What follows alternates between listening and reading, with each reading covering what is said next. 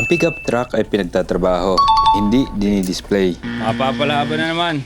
Pupunuin natin ang mataas na si 15. 34 sacks ng rice hull plus 3 sacks ng feeds ang ikinarga natin sa ating workers. Lakas! At parang wala lang. Nga pala, itong rice hull, sikreto namin sa manuka na walang amoy at walang langaw. Alam nyo ba to? Maraming laman ang ating grower house, mahigit 200 na manok ito. Kaya mabilis ding masoil ang kanilang bedding. Ito kasi ang sikreto sa walang amoy na manukan, ang maayos na bedding.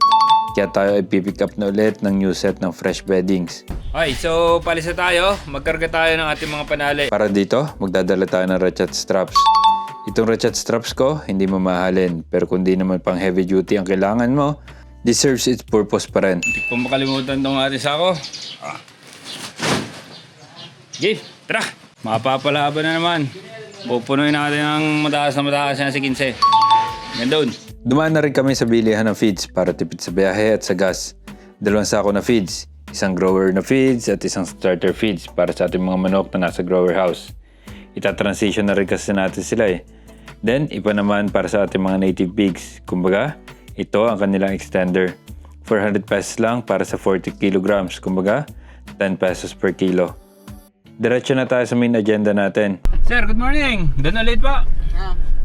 Para may Pasin muna rin isang truck. Okay po. Buti na lang si Sir ay nag-chat natin kung may pasok sila dito at kung may giling at available na rice hull para hindi sayang ang punta natin dito kung sakali, kaya goods na goods.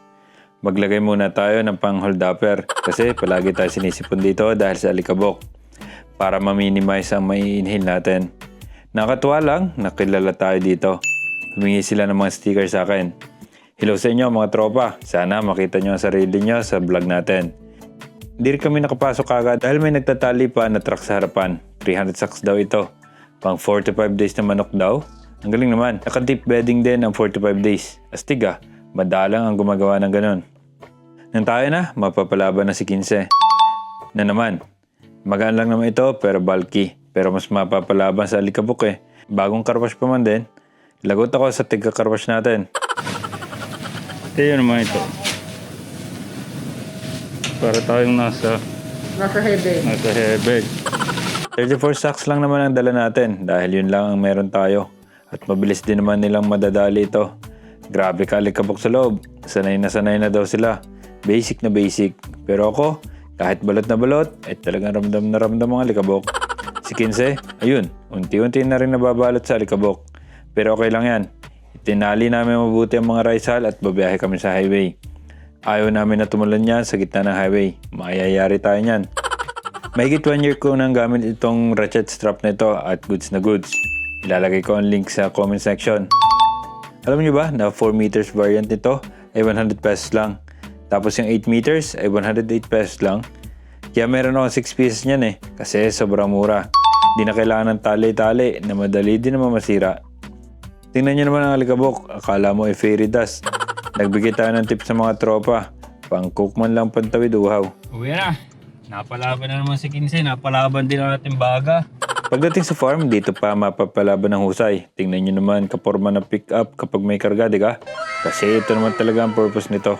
Poging-pogi. Kailangan lang buhatin papunta sa lagay na re.